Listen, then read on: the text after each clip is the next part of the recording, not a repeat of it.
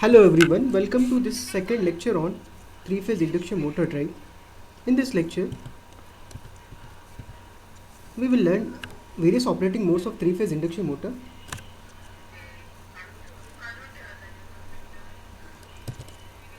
We'll study various speed control methods of induction motor. So before that, let us have a look to the advantages of three-phase induction motor. These are simple and rugged in construction. These are cheaper in cost. These motors are maintenance free. They need less maintenance. They can be operated in polluted and explosive environment. They are self-starting. That means we don't need extra supply on rotor side to excite it. Features of modern VFDs are, when we compare three-phase induction motor drives with DC motor, they are very much compact in size. They're highly reliable. They gives us highly reliable operation with increased flexibility of control. They have communication with higher order automation system. They can give us extensive fault diagnostic system. If drive has any fault, that can be solved extensively. And they give us ease of commissioning due to self-optimization.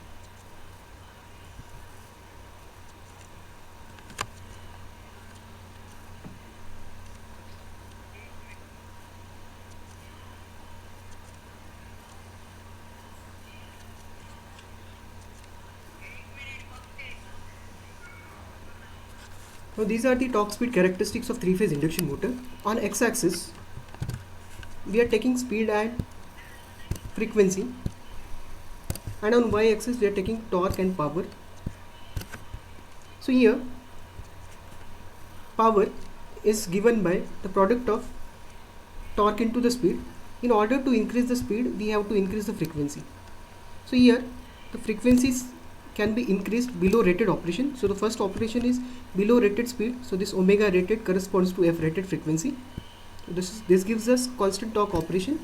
And above rated speed, when we increase speed up more than rated frequency or rated speed, it is called as constant power mode. So in constant torque mode, let us see what happens.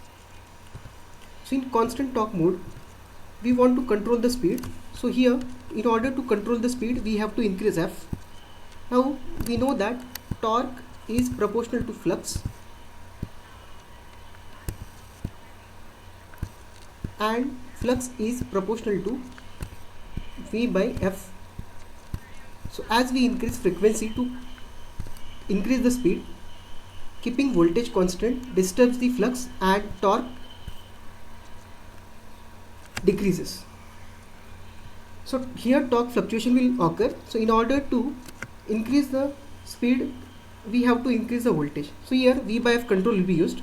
If we increase V, here voltage would be this. Let's say on this axis we are taking voltage on Y axis. So for this frequency we have this voltage. So for higher frequency we have higher voltage here, and for further higher frequency we have further higher voltage, so that to get increased speed we are increasing frequency, and as we are increasing the frequency we are increasing the voltage also. Now at this point, when we reach to the rated frequency, for example, if induction motor has 50 Hz frequency, here we reach to 50 Hz, and here let's say we reach to rated voltage. So let's say rated voltage is 400 volt. So we will call this as rated operation 400 volt, and this one is 50 Hz. So the ratio of V by F is 8. Let's say you want 750 RPM speed. In that case, frequency will be set to 50%, that is 25 Hz in this case, and the voltage would be set to 200 volt logically. So this has to be done using a drive. So here you can see that. So when we adjust the frequency to 25 Hz at this point, the drive makes the voltage to 200. So our drive operates at this point. So here the speed will be, let's say, 120 F by P. For 4-pole motor, speed will be close to 750 RPM. And when we want speed close to 1500 RPM, we have set the frequency to this point, that is 50 Hz here, and the voltage is set to maximum rated voltage, that is 400 volt. So here the ratio of V by F here is again 400 divided by 50, it is to 1. So when we want below rated speed operation, we must know that torque is proportional to V by F, and in order to increase the speed, we have to increase V by F together. And when we increase V by F together, we know that torque will remain constant because torque is proportional to V by F. So you are keeping V by F constant, so this will generate constant torque. But in this case,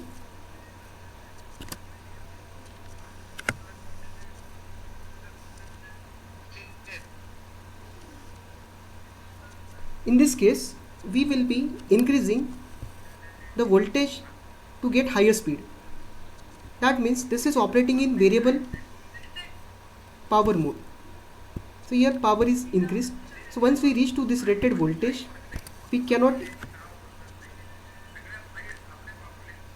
increase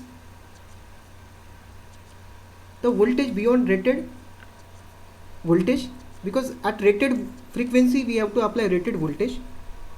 So here once we reach to rated voltage, we cannot use V by F control. Now second scenario is we want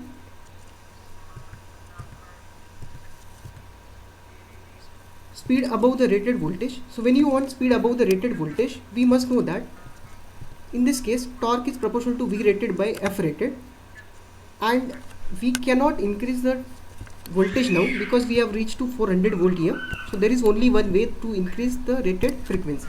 So by increasing frequency more than rated, let's say 50 Hz, 60 Hz, 70 Hz, torque will increase. As the torque increases, here stator voltage is maintained constant, but we know that torque in this case will be proportional to only 1 by F. So here with increase in frequency, the torque produced by the motor will keep on decreasing. So to get speed above rated speed, we have to use frequency control. The drawback of this is torque will reduce. So this kind of control will be used whenever you want speed more than rated speed, but torque demand is low. So let's say when train is at upside, when it is moving down, in that case driver wish to drive it at higher speed because there is least opposition due to environment condition. So the torque demand is lower. In that case he can go with frequency control. So in this control, the voltage is maintained constant, so power will be proportional to the voltage into current, so power will remain constant. That's why this mode is called as constant power. But as we increase F here, as we increase F, the torque decreases. So if F is increased, torque is decreasing. So this is called as constant power and variable torque mode. So we have understood constant torque and constant power mode. In constant torque we go with V by F control, and there we try to vary V by F up to rated value. Above rated speed, if you want to get the higher speed, we have to use only frequency control. In that case voltage is set to maximum value, so power will not be changed, only frequency will be changed. Now these are the torque speed characteristics of three-phase induction motor. Here there are three modes. First one is motoring mode, where motor will act as motor.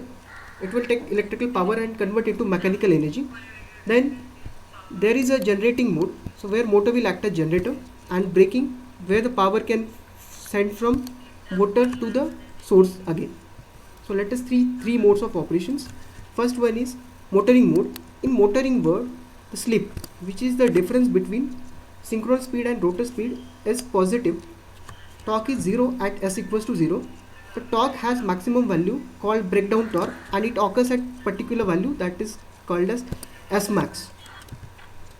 At S equals to 1, when the rotor is stationary, the torque corresponds to the starting torque TS.